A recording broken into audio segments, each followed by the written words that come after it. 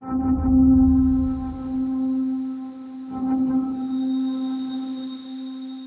your zip code is a determinant of the access that you're going to have.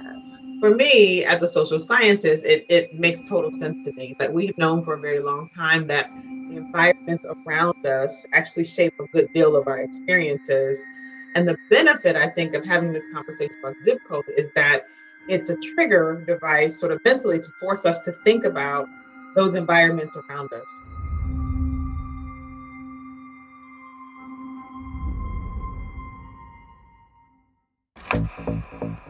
Perhaps one of the most powerful policies that the federal government imposed in order to create the segregation that we know today, the concentration of African Americans in lower income neighborhoods, was a policy that the Federal Housing Administration and Veterans Administration followed after World War II. In those years, they had an explicit racial program to move all white working class, lower middle class families out of urban areas into single family homes in all white suburbs. You know, in this country, a lot of our schools are funded via property taxes. So neighborhoods, zip codes that are higher income, the homes are more expensive, and so the property tax funds generated are greater.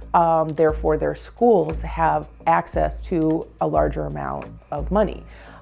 Whereas in a low to moderate income neighborhood, the homes aren't as expensive and therefore don't generate as much property taxes. So those schools are under-resourced. Well, if a child, comes from a school that lacked the resources, then they're starting life already behind.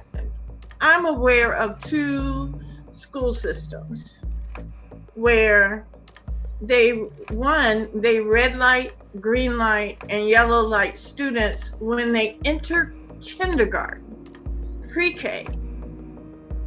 They haven't been given a crayon by a school system, and yet they are labeled based on zip code, a red light student, which means no potential, a yellow light student, we might be able to teach them something, and a green light student, they should be prepared and ready to learn. And in one key zip code, 10452, here are some stats. 34% of the population smokes. Over 50% are obese. 42% suffer with high blood pressure. Kids in elementary school through middle school are at a 35% attainment level. The high school graduation rate is below 60%. Within a 1.5-mile stretch that covers 4 train subway stops, there are 3 McDonald's, a Burger King, a Wendy's, a Domino's, and a Little Caesars. Your zip code is a better determinant of your health than your DNA or your genetic code.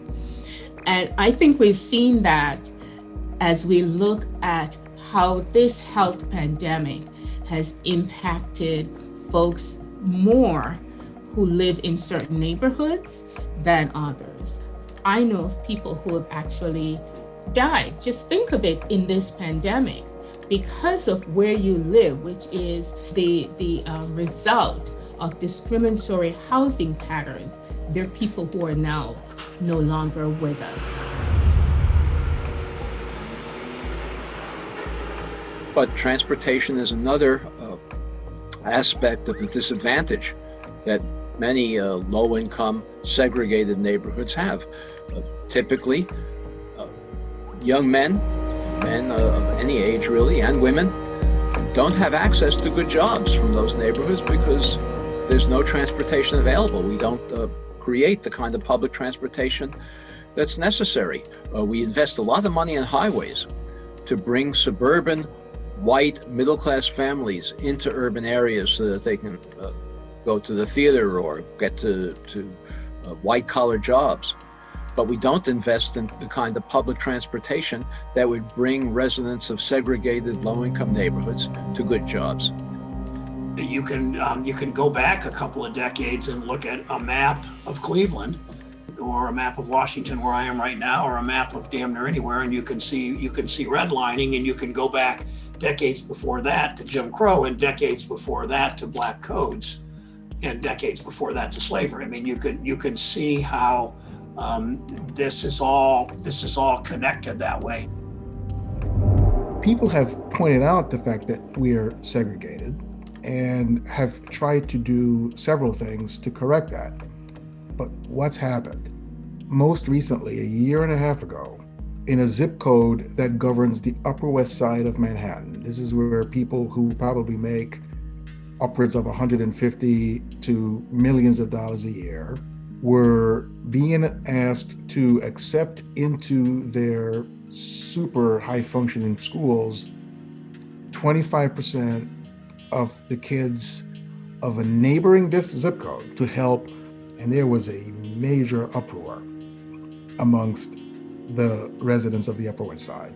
Historical patterns have not changed. It's redlining, the impact of redlining, the impact this federal government has had and continues to have in segregating our communities and perpetuating segregation. Zip code is a construction of the post office. It's the efficient way in which they deliver mail. It really doesn't have anything to do with the inequality that we have between the races in this country. It's a nice gimmick to try to tell people that where you live matters, but I would prefer to say not your zip code matters, but your neighborhood matters, because that's what we're really talking about.